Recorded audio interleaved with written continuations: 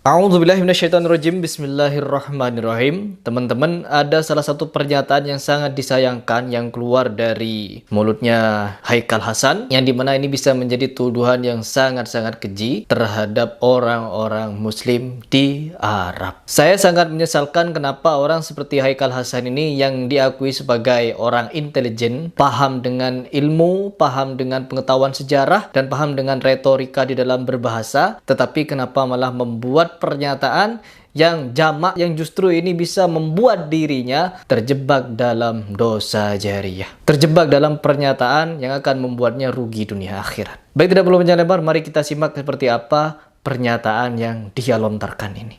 Gue belum pernah lihat satupun orang demo turun di negara Arab. Di Saudi Arabia bahkan dilarang bendera Palestina. Kalau saya bilangnya bukan Saudi Arabia itu, Yahudi Arabia. Kita sayangkan justru.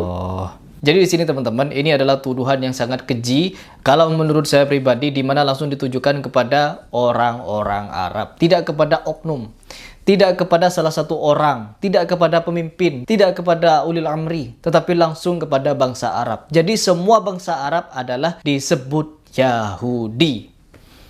Haikal Hasan menyebut orang-orang Arab itu Yahudi. Na'udzubillah min dzalik. Ismail Haniyeh tinggal di Qatar, Saudi Arabia, langsung dinyatakan Yahudi. Pertanggungjawabannya sangat berat ya Haikal ya. Ya, boleh kita benci kepada kepemimpinannya. Misalkan kita benci kepada Jokowi, ya, jangan sebut Indonesia itu Yahudi. Ya, meskipun kita benci kepada Jokowi, misalkan kita benci pada Jokowi gitu, ya jangan benci Indonesianya, jangan benci Jawanya, tapi bencilah personalnya. Langsung nyatakan kepada personalnya. Personalnya itu dibilang Yahudi, bukan bangsanya. Di sini Haikal Hasan sebagai orang berbicara, otaknya sudah tidak dipakai, imannya tidak dipakai. Mekah Madinah teman-teman dinyatakan Yahudi.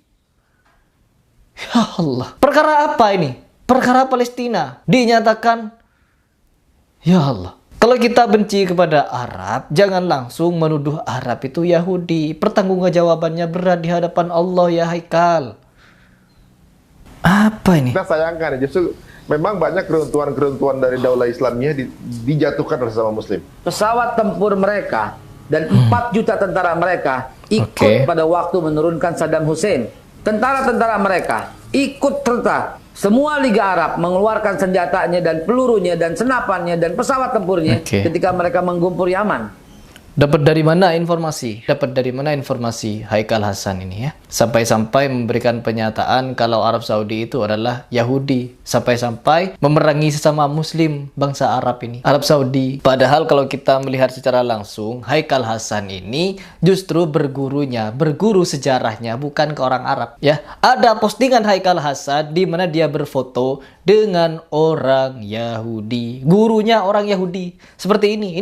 Ini dia yang posting teman-teman. Ya, sedangkan saya sudah membaca buku karangan si Moses ini. Moses apa namanya saya? Sharon ini. Dia pernah menulis di dalam bukunya kalau biang kerok terorisme itu bersumber dari pemahaman mazhab Hambali. Dia yang nulis. Karena apa? Imam mazhab yang paling ketat di dalam beragama itu ialah Hambali. Di mana langsung dituduh, hobi nuduh memang. Ya, gurunya Haikal Hasan ini juga nuduh mazhab Imam Hambali sebagai pencetak teroris. Jadi secara langsung, bukan tidak langsung lagi, mereka berdua, guru dan murid ini, menuduh negeri Arab sebagai teroris.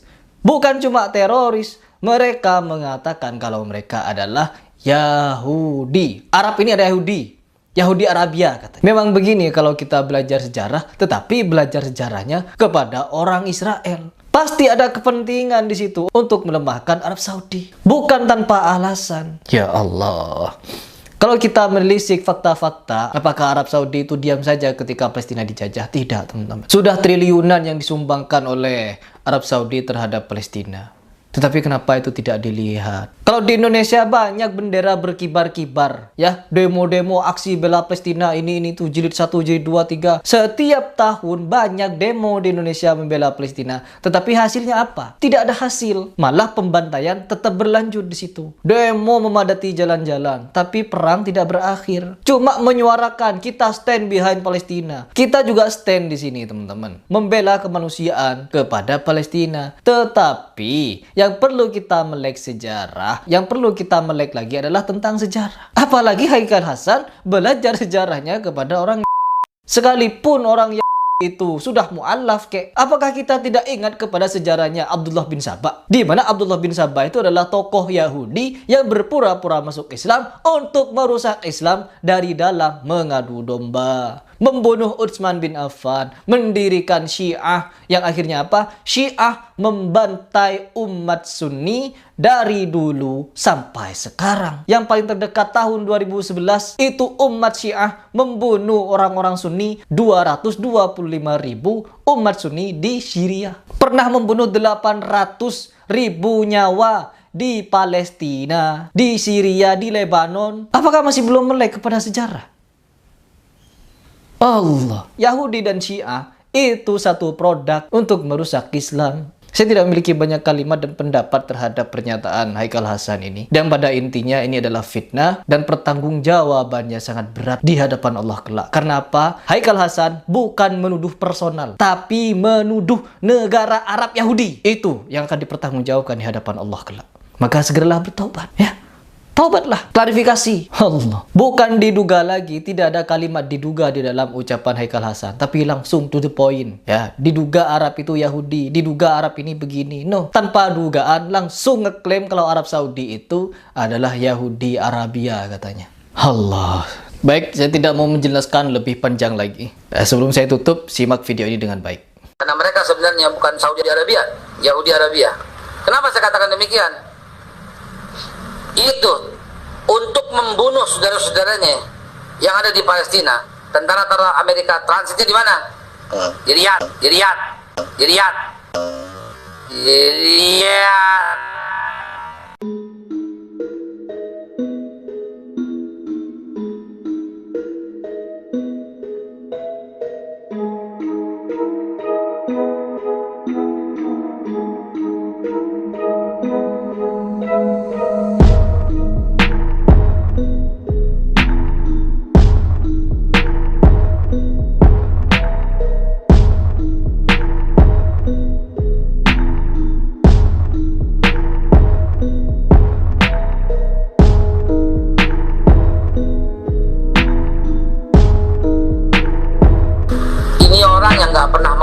Saudaranya.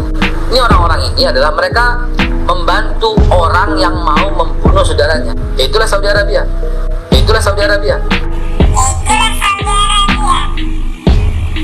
لقد بذلت المملكة جهودا حثيثة منذ بداية الأحداث لحماية المدنيين في قطاع غزة واستمرت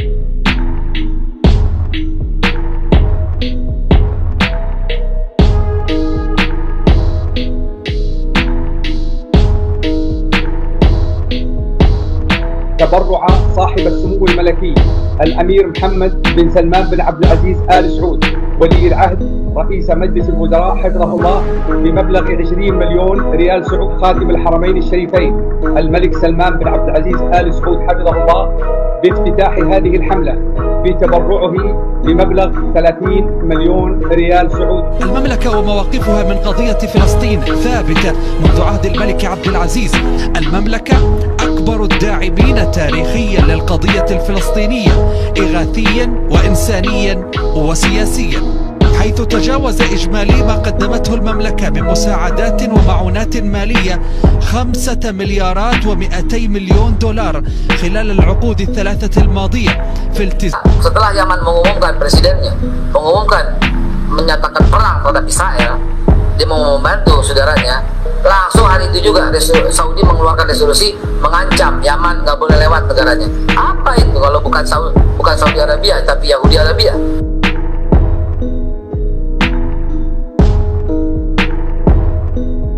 Bang Ade nggak bingung lagi. Ya. Bang Ade mau tahu kenapa Hamas menyerang? Kenapa? Karena dia mengharapkan orang-orang yang masih punya hati nurani di seluruh dunia membantunya. Dan ternyata